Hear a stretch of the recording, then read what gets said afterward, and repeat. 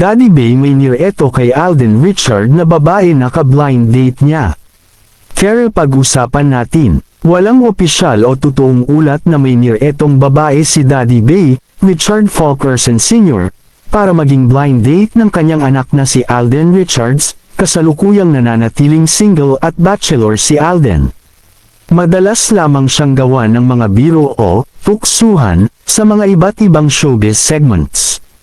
Kung may nakita ka mang video o post tungkol dito sa TikTok o Facebook, malaki ang tsansa na ito ay fan-made edit o fanfiction, hilig ng ilang fans na gawa ng kwento, POV videos, o edits ang buhay pag-ibig ni Alden, lumang showbiz segment, eksena mula sa mga nakaraang comedy o variety shows ni Alden, gaya ng Sunday Pinasaya o Eat Bulaga, kung saan madalas siyang biruin ng mga host ukol sa pakikipag-date, clickbait, mga video na gumagamit ng nakakaakit na pamagat o peking balita para makakuha ng views. Sa mga seryosong panayam, inihayag ni Alden na bagamat bukas siya sa pakikipag-date para sa kanyang kinabukasan, mas nakatutok pa rin siya sa kanyang mga negosyo at karera sa showbiz.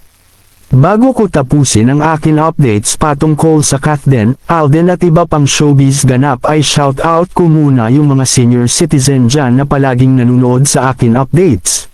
Maraming salamat po sa inyong lahat. For more updates please wag ninyo pong kalimutan i-share para ma-update kayo sa aking videos patungkol sa mga artistang gusto ninyo.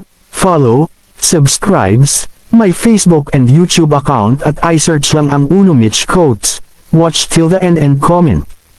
Maraming salamat po at God bless po sa ating lahat.